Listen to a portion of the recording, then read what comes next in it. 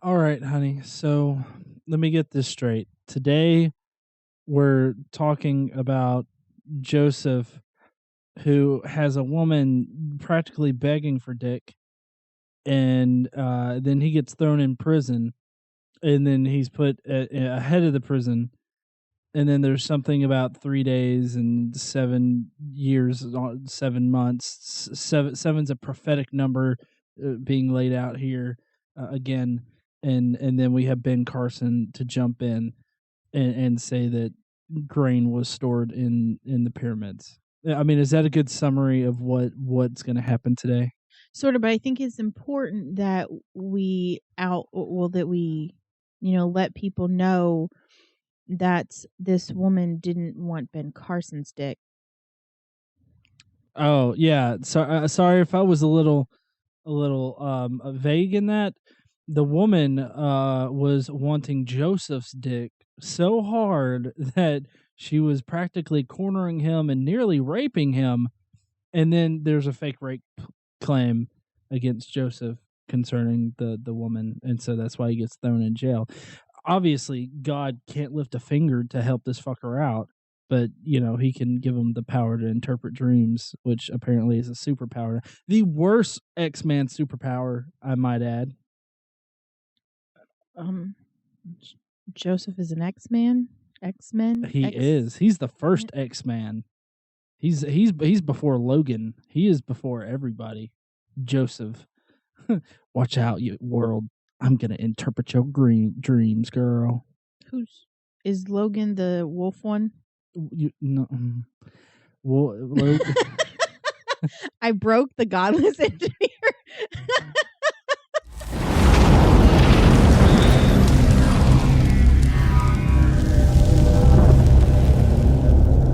Welcome, heathen. I'm glad that you were able to join us today for this Daily Bible podcast.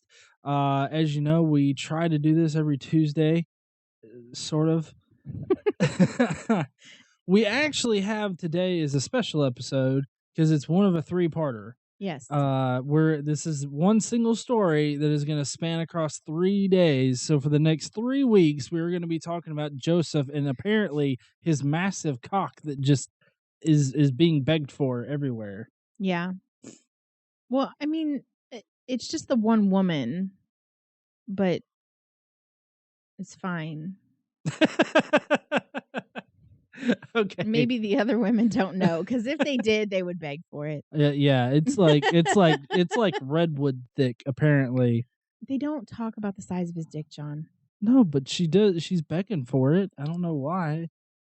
Because, I mean, the dude's gay, anyways, right? No, what? No, you'll see here in a minute. It describes him as a gay motherfucker. No, it doesn't. Y'all just wait. Let's start. Y'all have this whole summary about this so far, but I want to start off by saying, just to remind everybody, Joseph is Jacob's son. Jacob, Israel. Okay. Joseph is his not youngest son. I fucked that up last time, but he's his second to youngest son. The youngest son is Benjamin. So Joseph's brothers, Joseph was the favorite though. Was Jacob's favorite. So last episode, which was 2 weeks ago, sorry about that. He was sold into slavery. Yeah, he was sold to the Ishmaelites. Yeah. Yes. Not E. Sorry. I was thinking, I don't know. I was thinking like Euphrates or I don't know. It was the Euphratites. Those fuckers that live on the river. Down here in the South, we just call them, bayou people. Oh, yeah. They don't live in the trailer park. They live down by the river. They live on the river. They're the people that catch wrestle alligators with their dicks. Why is everything about dick with you? Because today is all about dick. Because that one woman wants Joseph's dick so bad. But that's only the very beginning of the story. Okay, so anyways, now y'all have where Joseph, you have a little bit of perspective, reminder who Joseph is. Okay, so Joseph was taken to Egypt and sold to Potiphar, who was one of Pharaoh's officials. He was the captain of the guard. and the Ishmaelites sold him to this guy. As usual, God is with his people, right? So, or the individual select few people that he decides to be with. And the Lord was with Joseph, and he prospered and lived in the house of his Egyptian master. Also, I'm sorry about this, but this is starting off Genesis chapter 39. We're going to go through actually several chapters of Genesis throughout the story. Today, I think we go through 3 or 4, or maybe we go through 3. I don't know, but by the time we're done with this, we're going to have gone through 8 chapters of Genesis. So Interesting. yeah. I feel like they don't know how to properly chapter a story. I agree, and I don't really understand why it is this way, but this is how it works. So, when his Egyptian master saw that the Lord was with him and that the Lord gave him success in everything that he did, Joseph found favor in the eyes of his master and became his attendant. And Potiphar ended up putting him in charge of his entire household, all of his lands, everything he owned, because the Lord blessed him. So, in turn, the Lord blessed the household of the Egyptian because of Joseph. Wait. I mean, I get blessing Joseph, but I mean, why is God blessing the heathen there, or at least the heathen by God's standards? Because I mean, the Egyptian is going to believe in, like Osiris and shit. Yes, you would think that, but the reason that Potiphar puts Joseph in charge is because he sees that the God of Abraham is with him. So I don't really understand why that has meaning to him.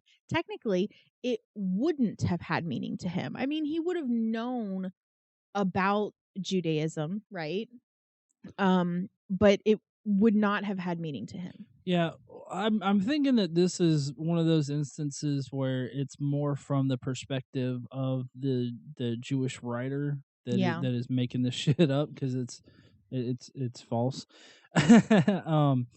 But I'm betting that that's it. That he's inserting his own biases on this, and is characterizing the guy as being like, oh, I recognize your Abraham's God is with you and all this shit, and probably the guy was just like, he gets shit done. Yeah.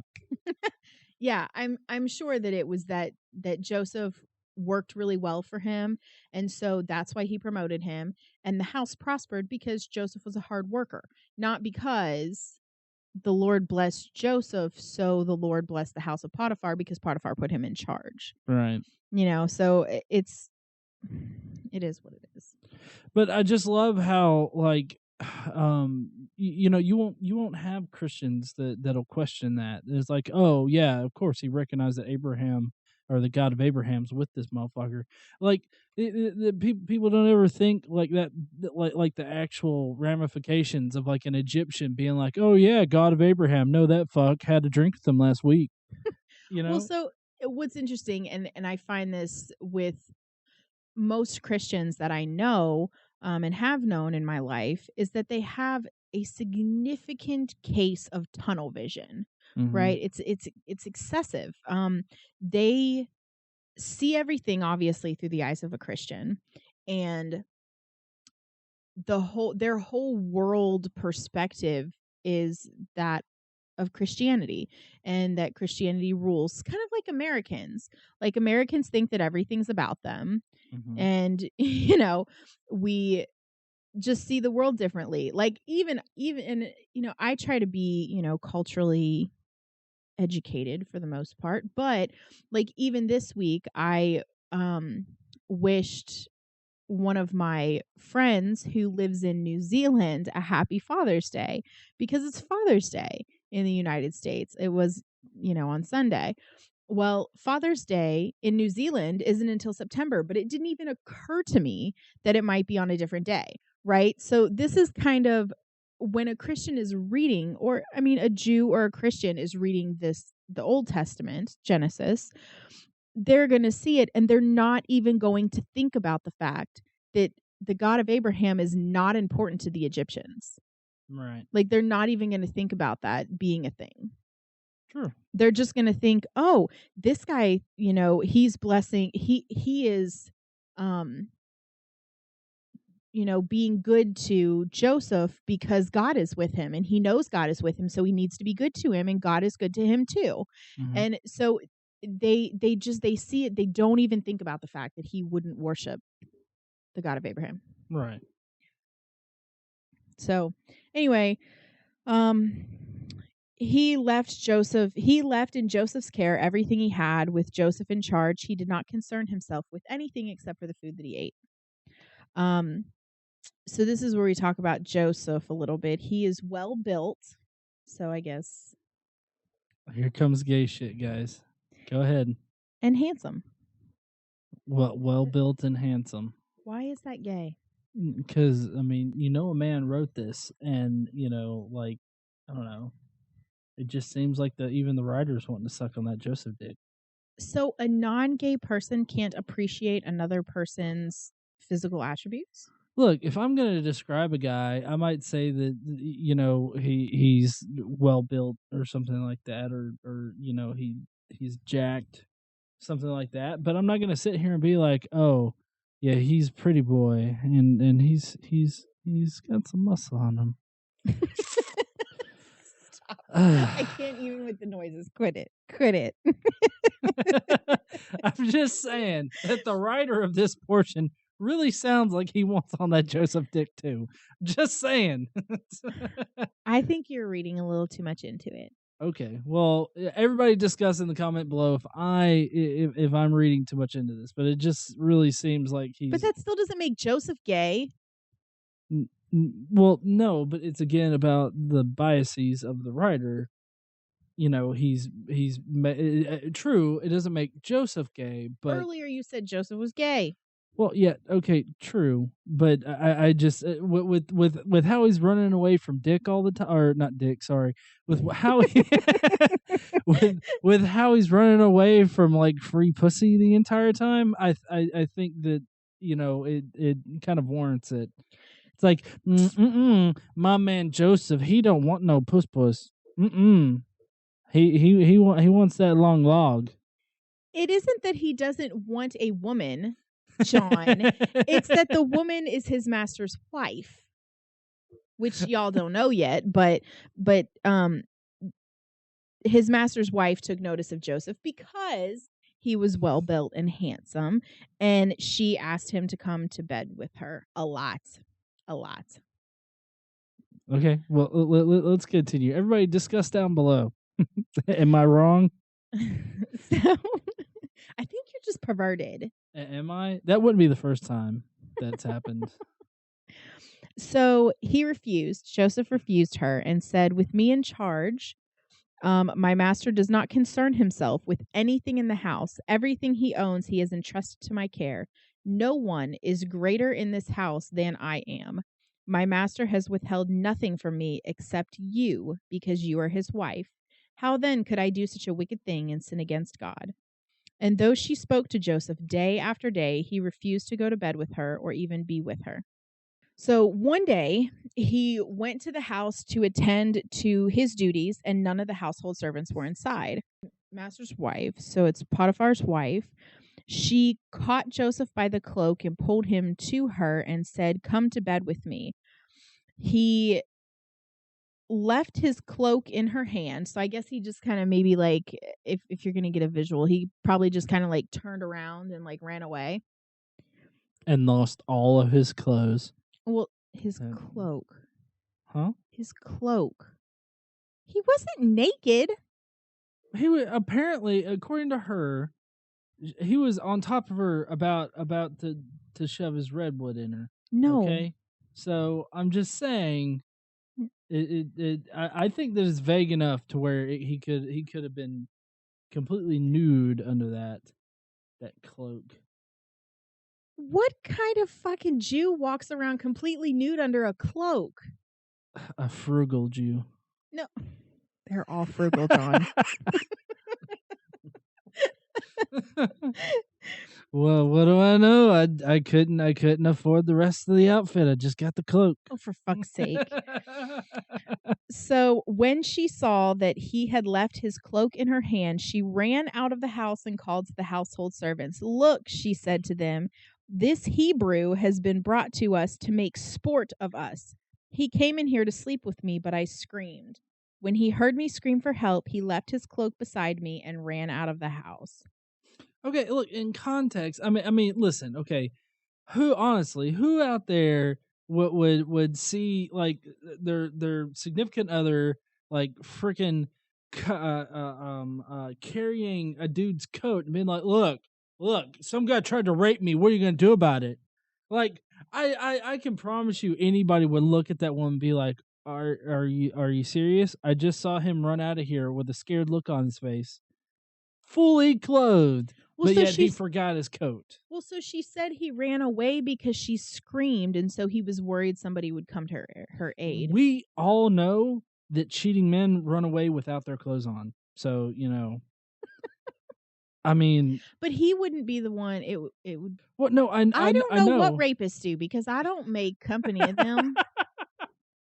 Well, but I'm just saying, like she's trying to say that he almost raped her and trying to fornicate with her. Mm-hmm. I think that it would be a hard sell for anybody that's carrying around just a coat, being like, he tried to rape me, and like he's standing there fully clothed.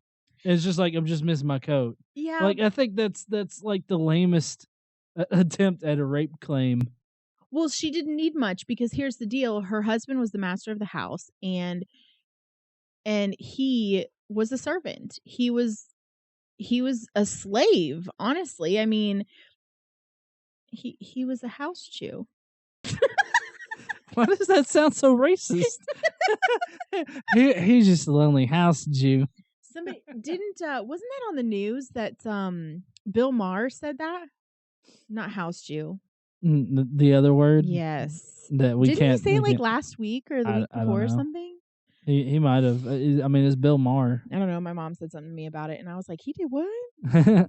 Okay. Anyways, enough arguing over pedantic things in the Bible. Well, so she kept the cloak beside her because apparently she couldn't set it down until the master of the house came home, Potiphar, until he came home. And then she told him the story. That Hebrew slave you bought us came to me to make sport of me. But as soon as I screamed for help, he left his cloak beside me and ran out of the house. So when the master heard the story, he threw Joseph into prison.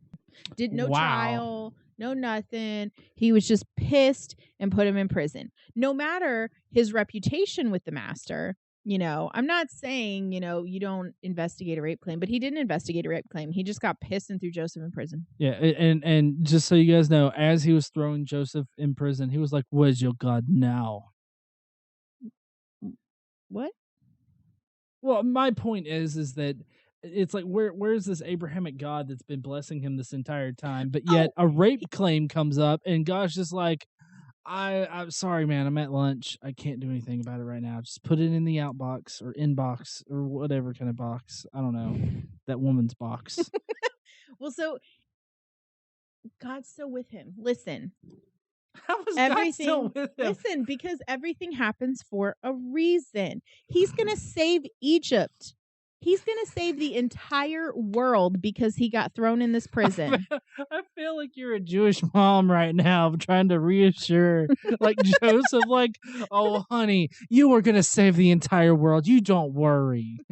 Well, it's what happens. I mean, it's what happens in this story. So I think this is a good story to kind of teach. I mean, not good to teach. I don't think that people should teach their children this, but I think this is a good example of why Christians think that everything happens for a reason and why people say that when bad shit happens. Like, hey, when one door closes, another door opens, and like, no. In God this case, has a plan. In this case, it's when one door closes, you're in jail. Well, Your ass is in jail. but he's in jail for now. He's in jail for now, and it doesn't matter because listen to this shit.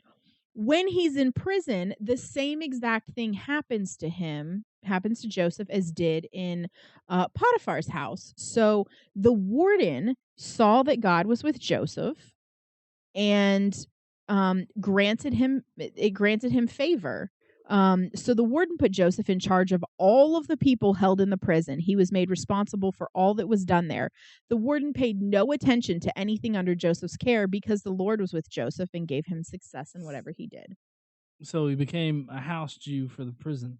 Yeah. We have it happening once. Yes. And then it turns around and it happens again. Yes. My guess, because of the rule of three, is that it's going to happen, maybe not exactly that, but in a similar way, a third time. Yes. Okay, awesome. Let's go. But not yet. So sometime later, we don't know how fucking long later, the cupbearer and the baker of the king of Egypt, which is the Pharaoh. Also, if you don't know, a cupbearer is a butler.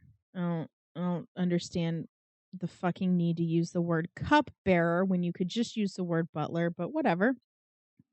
The cupbearer and the baker, they pissed Pharaoh off. Don't know what they did, but he got mad and threw them in prison.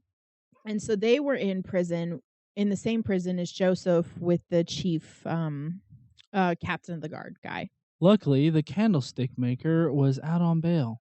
I don't think they have bail in Egyptian prisons. Do they not? I don't know. I've never been to Egypt. Okay. Well, maybe the candlestick maker was just fine in his room. Maybe. Making candlesticks out of his earwax because he's a crazy freak. Has anybody ever told you you're a crazy freak? You do. Oh, okay.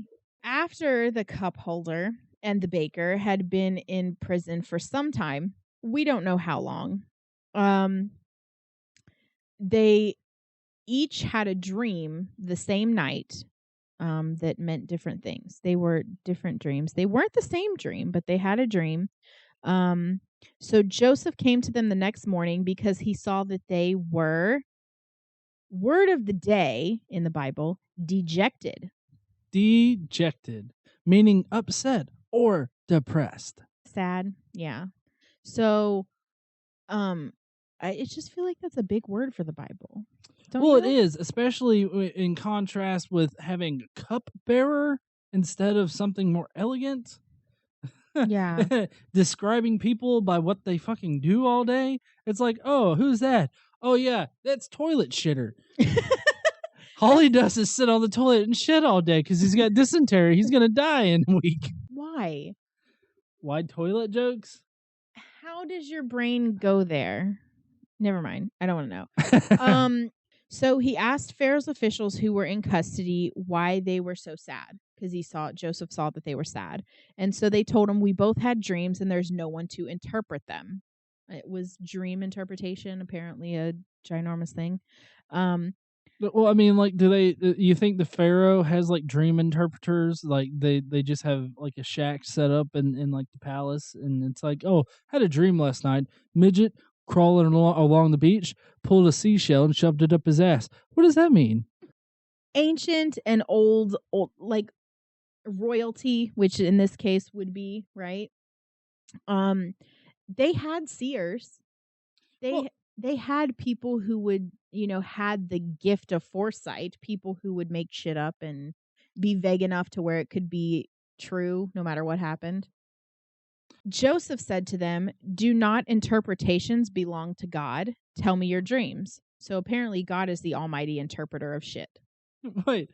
So Joseph is like, is God not the owner of this shit? Tell it to me. It's like, you're not fucking God. Who the fuck are you? Who's this guy? Well, no, but God is with him. Remember? So apparently okay. God is going to speak through him to them, which I don't understand the need for. But I don't understand the need for, because God appears throughout Genesis already so far. God's angels. I don't understand why this is necessary, but God is with Joseph because Joseph is the interpreter of dreams. So you want to hear about the butler's dream? Yes. The cupbearer. The cupbearer. Yes, the chief cupbearer. I really want that on a business card. You know what? If chief cupbearer, that I can see having is being able to see the personal seer. Well, this is the whatnot. chief cupbearer. They've merged into one now. They've melted. The chief cupbearer and the chief baker. That's who these two people were. Okay. So the chief cupbearer told Joseph his dream. He said, "In my dream, I saw a vine in front of me, and on the vine there were 3 branches. As soon as it budded, it blossomed, and its clusters ripened into grapes. Pharaoh's cup was in my hand, and I took the grapes and squeezed them into his cup and put the cup in his hand.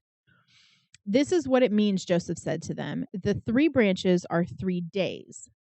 Within 3 days, Pharaoh will lift up your head and restore you to your position. And you will put Pharaoh's cup in his hand, just as you used to when you were his cupbearer." Very, very odd parallel or I guess maybe foreshadowing, because the Old Testament in the Bible is a Christianized version of like the Torah and the Septuagint and other things. Right.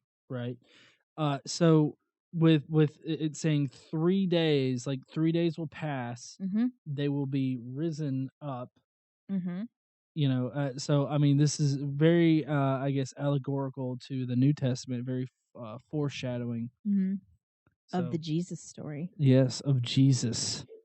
3 days, bitches. When all goes well with you, okay, so this is Joseph again. Sorry, we got a little middle of the story here. So Joseph tells the cupbearer, "When all goes well with you, remember me and show me kindness. Mention me to Pharaoh and get me out of this prison, for I was forcibly carried off from the land of the Hebrews, and even here I have done nothing to deserve being put in a dungeon." So he's like, when you get out of prison, you tell that motherfucker, get me out too. Okay. So the baker's dream. When the chief baker saw that Joseph had given a favorable interpretation to the cupbearer's dream, he said to Joseph, "I too had a dream. On my head were 3 baskets of bread.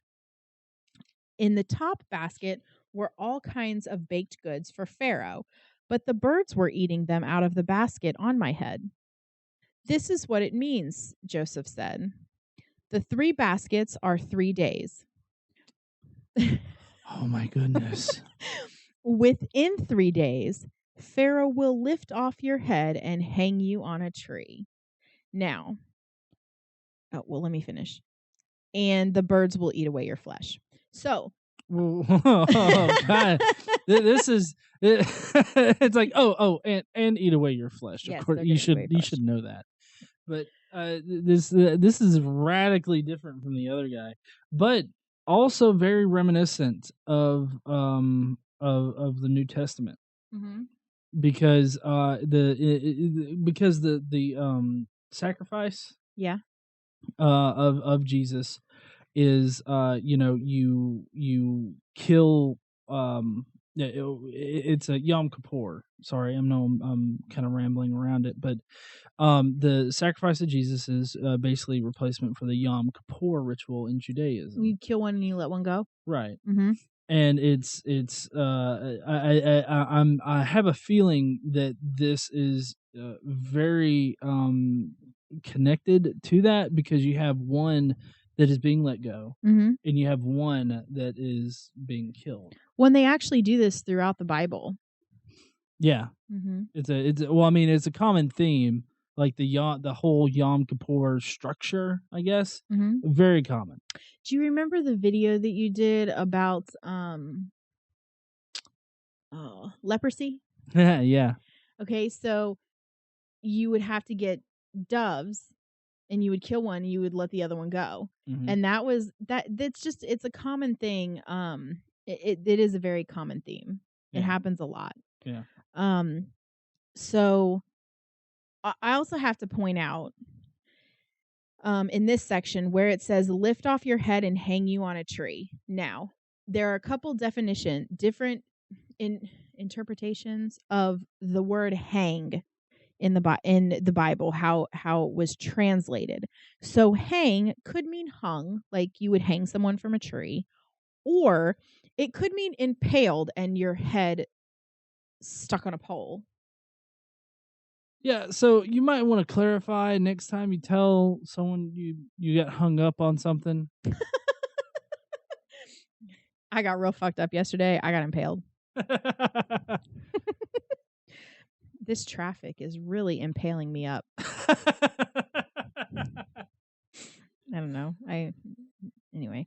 So let's continue. The third day was Pharaoh's birthday. So this was the third day after the dreams, okay? And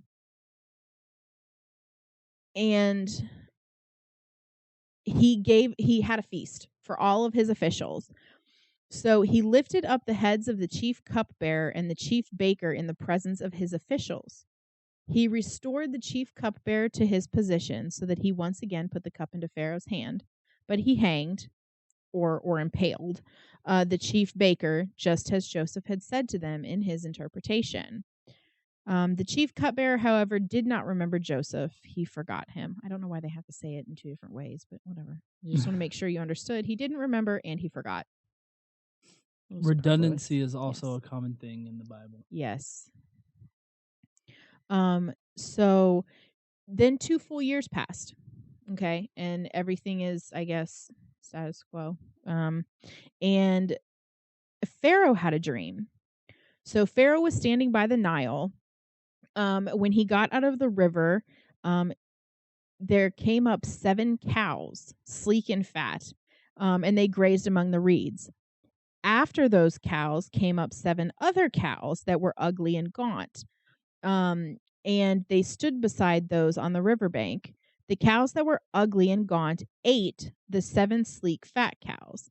And then Pharaoh woke up. Okay.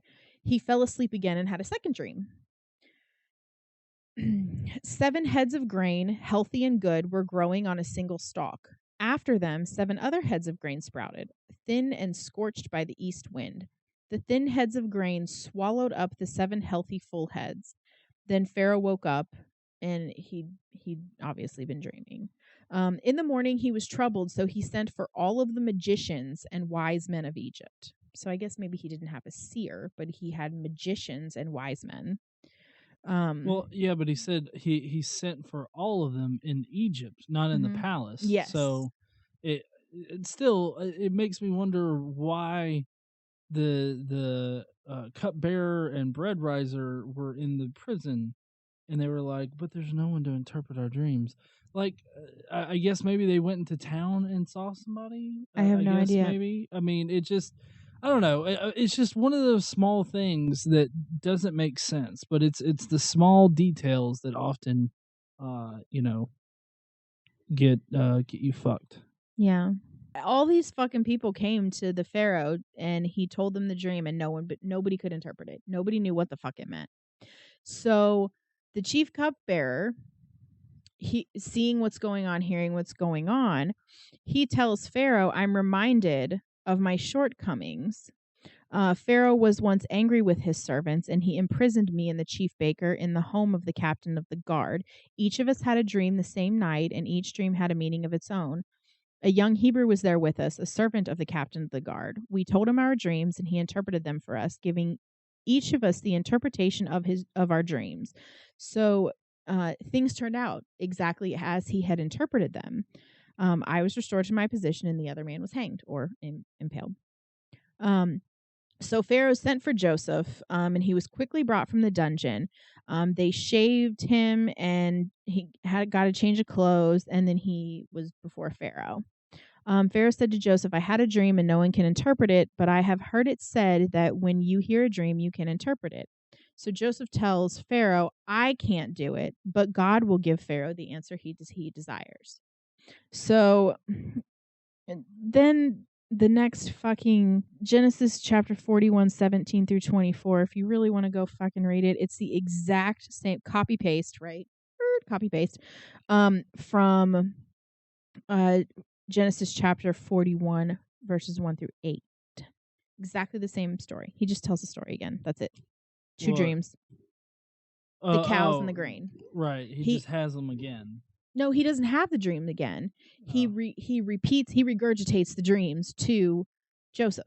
Oh, okay. But I don't need to read them again because it's legit copy paste work here. Well, my feeling is that the writer of this particular book is like, look, we've got to pad this shit. Okay, we need to come up with some stuff that just make it longer. Oh, I know. Just repeat the shit over and over again. Oh, that's fantastic. I'm so glad you're here with this. Yeah. Well, so he told Joseph, I told this to the magicians, but none of them could explain it to me. So Joseph said to Pharaoh, the dreams of Pharaoh are one and the same. God has revealed to Pharaoh what he is about to do. The 7 good cows are 7 years, and the 7 good heads of grain are 7 years. It is one and the same dream. The 7 lean, ugly cows that came up afterward are 7 years, and so are the 7 worthless heads of grain scorched by the east wind. They are 7 years of famine. I mean, if you guys haven't been keeping up, but 7's a very prophetic number. Mm-hmm. With Jacob, he worked for 7 years to get the one daughter, accidentally fucked the wrong daughter, accidentally got the wrong daughter, fucked her, and then kind of like at a restaurant when you eat your entire meal and then like, oh wait, I didn't order a vegetarian burger. You know? Yeah. And then he worked another 7 years to get Rachel, which is the one that he wanted. And then I think, didn't he stay after that, like another 14 or 7 years? Another 7 years following after so he worked 7 years, fucked Leah, had a week of honeymoon, then married Rachel, and then worked another 7 years to pay off Rachel. And then he stayed another 7 years following that. Right. So this succession of 7 years is like is seen as a prophetic thing in Judaism. So it's no surprise here that you've got 7, 7, and then I'm wondering if you have like another 7 after that, or maybe this is just a succession of 2 7s, maybe. Like, I'm not exactly sure, but I'm sure we'll figure it out as we go through the Bible. Yeah. It is just as I have said to Pharaoh. God has shown Pharaoh what he's about to do. 7 years of great abundance are coming throughout the land of Egypt, but 7 years of famine will follow them. Then all the abundance in Egypt will be forgotten, and the famine will ravage the land. The abundance in the land will not be remembered, because of the famine that follows it will be so severe. The reason that the dream was given to Pharaoh in 2 forms is that the matter has been firmly decided by God, and God will do it soon. So it's like, I can't just give you one dream. I got to make sure you know I'm fucking serious, so here's another one.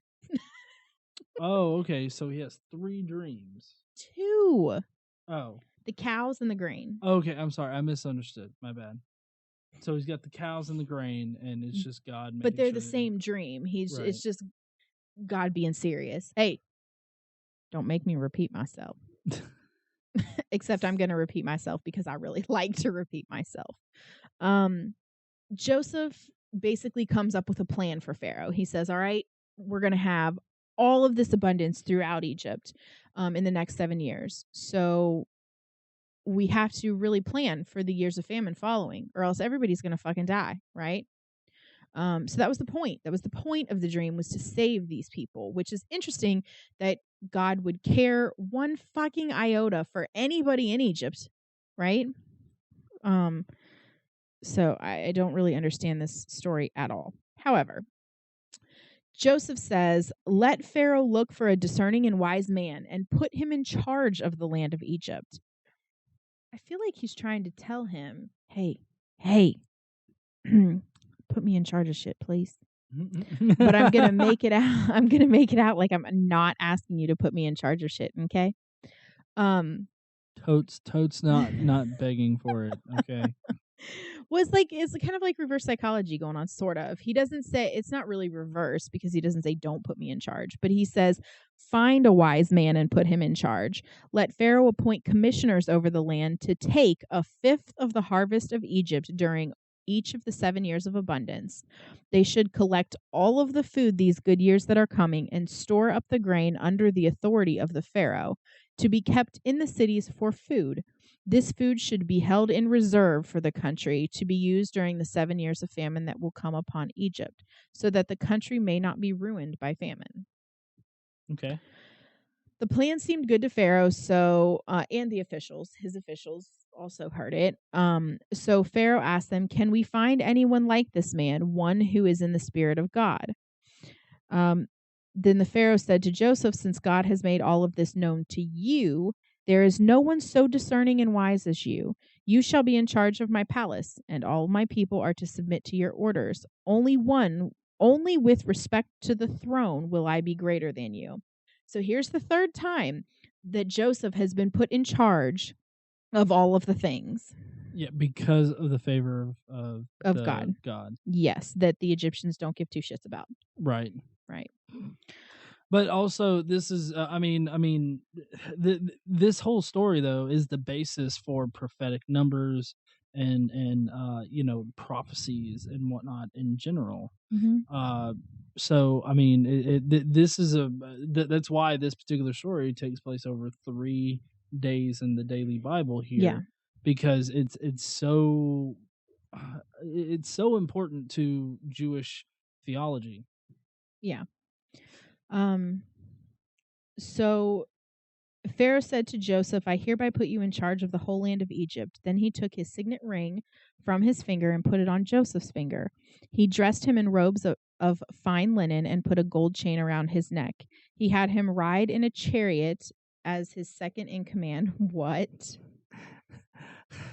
So you're telling me that Pharaoh was like, "Yo, dog, here's some bling bling, and then I'm gonna pimp that rod, motherfucker. Look at this shit. It's got spinning rounds. They spinning, they spinning, they spinning." Sort of, yes. So he put him in a chariot as his second in command, and men shouted before him, "Make way." Thus he put him in charge of the whole land of Egypt. Men shouted before him. I just imagine a whole lot of men lining up going, "Ah! Ah!" I know they shouted something, whatever it says that they shouted, but still, the visual of them being like, "Ah! Ah!" is just so fucking funny to me. So I know you can't see this book, so you don't understand, but I'll explain to you. It's really pretty simple concept. They have footnotes. Okay, so there are footnotes throughout the book that kind of explain when there are multiple translations of things or different interpretations, what names mean, things like that. So it's interesting in this passage they have a footnote where they're talking about God, and it says the footnote is "or of the gods." So it could be translated to a polytheistic. Well, which I guess would make sense given that the Pharaoh is Egyptian. So it says "in the spirit of God" or "of the gods." So yeah. Well, I mean, that's of course Pharaoh in the context right there. It's Pharaoh that's talking, so he's talking about gods in general. But what's interesting is the way that this is written. Is they write it in the spirit of God. They write it monotheistically, even though Pharaoh would have been polytheistic. Well, right. This again highlights the bias of the Jewish author that actually penned this pile of shit. But I've actually heard I guess she's a scholar, professor, teaching person that teaches on the theology of Jews in the first century. But they teach. She has this concept of it being not monotheistic, but mono. I can't remember the words that she uses, but how it's explained is that they, like the Judeans, the Abrahamic God people, Jews, they believe and serve this one God, but they acknowledge other gods existing. So it's kind of like a pantheon of gods that exist, and they primarily serve Abraham. They worship the Abrahamic God. But they recognize that there are other gods. Right. And I think that probably, and I don't know this, but I'm fairly certain that if you were to look at the actual Greek or Aramaic words for God in this instance, that is where this footnote comes in, Right. because it probably is one word that could mean both or has been used to mean both. Right. So that's why it's probably vague. And that's why you would need some kind of clarifying thing to say definitely one way or another. Well, so to be fair, at this time, like Genesis time, the commandments, the 10 commandments aren't a thing yet. Right. So they wouldn't really have the perspective of I am the only God. Well, But no. even in the 10 commandments though, he says thou shalt worship no other gods before me. Well, So right. even like it seems in the writing that even God recognizes that the Abrahamic God recognizes that there's other gods. Well, even when you progress further and you get to like Deuteronomy, where it's the Jewish laws and whatnot, it even expresses that there are other gods. So it's throughout Jewish theology that there are other gods, that Jews just worship the Abrahamic God. So I wonder why it is that now, okay, fast forward to now, why Christians are so certain and so staunch about the fact that there is only one God, period. They don't even recognize the possibility of there being any other God, and that they just worship one of others. They don't necessarily, it's not even that they don't believe in the others, it's that no others exist, period. Well, I think that's just a consequence of time and exposing the religion to other cultures. Yeah. That it became worked in that it was, that there were he's the only God, and eventually it would get watered down. Although, and the reason why we can say that they recognized other gods existing, just they served the one God, is because of like in I believe it's in the very beginning of Genesis when God uses like plural pronouns like us Yes. and them, or us, we, and all that. Yeah, in Genesis, I mean in the very first chapter. Mm-hmm. There's that where that's, but I mean even then that's a concept of having multiple gods in the Judean, like in the Jewish theology, because you've got well, as far as the Old Testament goes, which is what we're reading, because you got God the Father, the Son, and the Holy Spirit. Those are the us kind of thing. Oh, But that's how they make it out to be. Yeah. right, but I mean, even throughout it, they recognize that there are other cultures that have these other gods, like Baal's another god, and so it's just all throughout it where it's talking about other gods. Yeah. Well, so anyway, back to the story. So Pharaoh said to Joseph, I am Pharaoh, but without your word, no one will lift a hand or foot in all Egypt. Pharaoh gave Joseph the name Zephanath Paneah. So he gave him a new name. What's with this renaming shit like halfway through your life? I don't Can know. I do that now? Can I be like Zippity Doo Dah? Can I change my name to like Zippity Doo Dah? I really prefer that you don't. Okay. But I'm just saying, like, it's just kind of weird. Yes, you can go down to the Social Security office and change your name to whatever the fuck you want it to be. Well, no, well, yeah, but I mean, okay, I know that I can change my name to whatever the fuck, but I mean, like, this is other people, like, giving other people names. Yeah. And it just seems weird. It's like if I came into work one day, I looked at Jeff, and I was like, Jeff, you are now Scott. Well, so to be fair, Jeff/Scott doesn't belong to you. Joseph/Zephanath Paneah belongs to Pharaoh. Oh yeah, that's because humans are property in the Bible, which is a concept that we shit on regularly nowadays. Yeah. Okay. Well, so he renamed him, and then he gave him Potipharah, a priest in the land, gave him his daughter, Aseneth. Okay. That sounds like a disease. Potipharah. What do you got? I got a bad case of Potipharah today. Ugh. Well, he was the priest of Heliopolis, which is interesting. The Sun City. The Sun City. Sun imagery, Mm-hmm. which is pretty much throughout the Bible.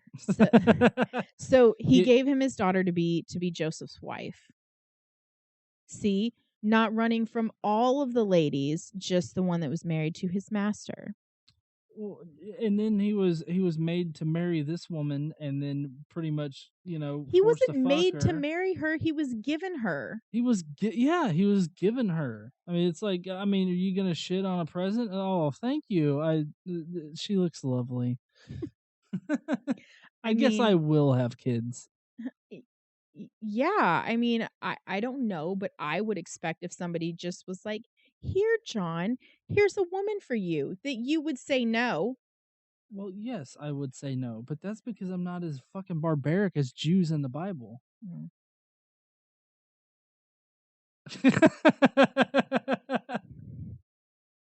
If someone's gonna be like, "Here, John, here's a woman for you," I'm gonna be like, let me just call the police and report some human trafficking. That's what my training has told me to do.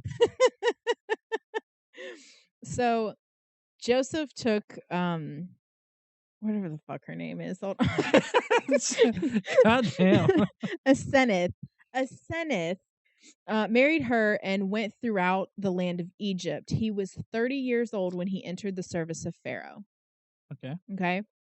So Joseph went out from Pharaoh's presence and traveled throughout Egypt. During the 7 years of abundance, the land produced plentifully. And Joseph collected all of the food produced in the 7 years of abundance in Egypt and stored it in the cities. In each city, he put the food grown in the fields surrounding it. So he spread the food throughout, right? And made sure that everybody was collecting the food as they were required to do so that during the 7 years of famine, everybody would have food, right? So Joseph stored up huge quantities of grain like the sand of the sea. It was so much that he stopped keeping records because it was beyond measure. Now, this is where Ben Carson comes in. Yeah, I know you have a note somewhere. I think it was on the previous page that says Ben Carson. Well, because this is the story where Ben Carson gets his whole fucked up idea that the pyramids were used to store grain for the 7 years of famine. Keep in mind, for those of you that don't know, Ben Carson is our current director of HUD. Secretary of HUD. Sorry, Secretary of HUD. That's Housing and Urban Development. This motherfucker is supposed to tell us about housing and urban development when he thinks that the pyramids were used to store grain instead of single dead pharaohs. It's like, you don't store food next to dead bodies there, Ben Carson. I don't know what kind of fucked up life you've had. But they were in different compartments. It's not like it's a big fucking hollow pyramid with one big ass room, a dead guy in the middle, and grain all the fuck around him. That's not what they're like. They have like the pyramids were like burial chambers. I mean, yes, but what I'm saying, the pyramids are broken up into rooms. There's rooms inside.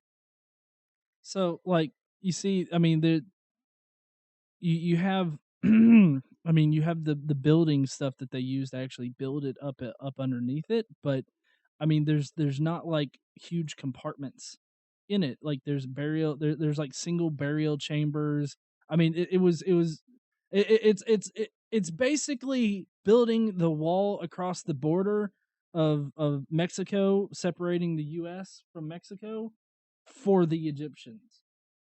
It was very much not like, it had no other like reason for being. You had a king's chamber, queen's chamber. You had this little bitch right here. Some of them can't see. This little bitch doesn't help them at all. A grand gallery. Okay, so but here's the deal. There were chambers. So it's not like it's a big fucking hollow empty room with a dead body in the middle. Yeah, it is, honey. No, it isn't. The dead body isn't just fucking laying on the ground in the middle of the fucking room. There are chambers. They're in a sarcophagus and stuff. They're boxed up in a nice, neat package. But I'm just saying that it's not like the pyramids are riddled with chambers. There are single chambers for one single purpose, and that's to house the pharaoh and all of his possessions that he's supposed to carry into the afterlife. Well, I get that. So all that I'm trying to convey here is that there's not a lot of room in the pyramids to actually store grain. Those things were not made to be reopened. Yeah, right. I understand that. So like anything about Ben Carson that says, "Oh, this is a competent motherfucker," it should not be pyramid storing grain. Well, I mean, just because he's a brain surgeon doesn't make him smart. Well, no, true, but my whole spiel here is just that there's not enough room in the pyramids to store 7 years worth of grain. Right, and that there are chambers, but they're very focused on just housing the pharaoh's body and his shit and his queen. Right, in a different chamber, but still. Right. Well, I mean, you don't bury two bodies in the same plot. Well, no. Well, sometimes you do. Sometimes you bury people on top of other people. You can. If you're Dexter. No, not if you're Dexter. Well, yeah, that's in Dexter. That's how he hid the bodies. Oh, I didn't watch Dexter, but in real life. Well, no, like in the books, how he hid the bodies. There are books. Yeah, there are Dexter books. There were Dexter books before there was a Dexter show. Oh, but in the Dexter books, he would hide the bodies in freshly dug graves, and then people would come in, put the new body on top of his body, and then have the funeral service and bury him. So nobody would ever know. Well, especially because when they bury people, and I know this is probably really weird. Probably a lot of people know this, but when they bury people, they actually fill it cement around it. They put cement around the box. Oh, okay. I didn't know that. Mm-hmm. Okay.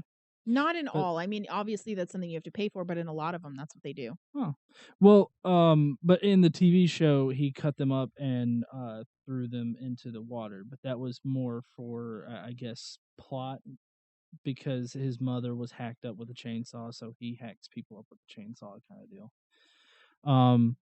That's fucked up. Yeah, it is. But We're off on another tangent. Yeah, I know. Pyramids. Okay. Ben Carson. So it was Joseph's responsibility to make sure that this happened, that everybody in the 7 years of abundance was saving enough food. So before the years of famine came, 2 sons were born to Joseph and Asenath. Asenath? I don't know the fuck, whatever her name is. Asenath. Joseph named his firstborn Manasseh and said, "It is because God has made me forget all my trouble and all of my father's household." And Manasseh apparently sounds like and may be derived from the Hebrew word for forget. So I guess that's why. See, they have all these explanations as to this is why they were named, is because it made me forget. I don't know why you would do it sounds like I don't know why we play sounds like games for names. Yeah, I don't know. And the second son was named Ephraim. And Ephraim sounds like the Hebrew word for twice fruitful. So Ephraim was born, and Joseph said, "It is because God has made me fruitful in the land of my suffering." So anyway, I don't understand the need to put that right there in the middle of all of this other shit. Nobody really cares about his kids at this point in time. But the 7 years of abundance in Egypt comes to an end, and the 7 years of famine begin. Just as Joseph said it would. There was famine in all of the other lands, but in the whole land of Egypt there was food. So when Egypt began to feel the famine, the people cried to Pharaoh for food. The Pharaoh told all the Egyptians, "Go to Joseph and do what he tells you." When the famine had... I was going to say, all right, I want to see you jump on one leg for like an hour. Bark like a dog. A big dog. Hey, in the comments, tell me what movie that's from. Bark like a dog. A big dog. You know? No. Okay. So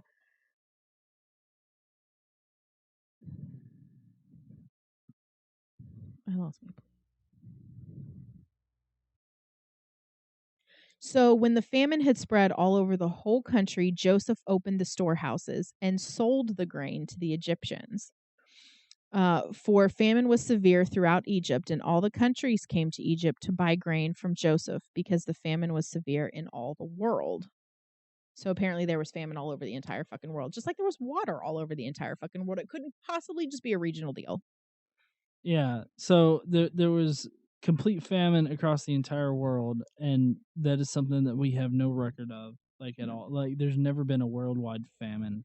No, but all of the countries came to Egypt to get their grain, which is interesting because they only saved 1/5 of all of the food during each of the 7 years leading up to the famine. They wouldn't have enough food for all the world.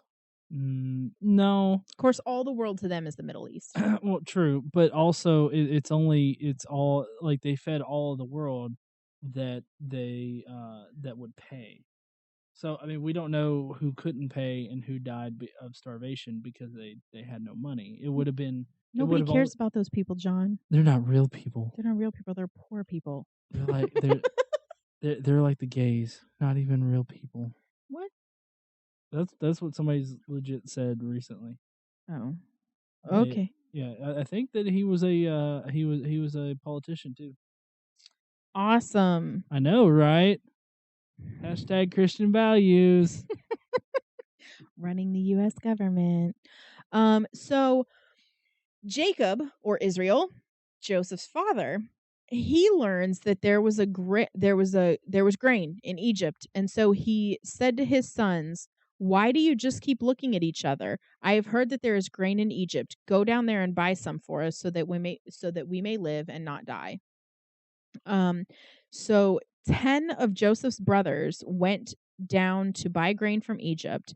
Jacob didn't send Benjamin, who is the youngest of his sons, because he was afraid something would happen to him and harm would come to him. So Israel's sons were among those who went to buy grain, for the famine was also in the land of Canaan. Well, yeah, because it was fucking worldwide. You don't have to reiterate. Oh, it was in Canaan too. Trust us. It was worldwide and Canaan.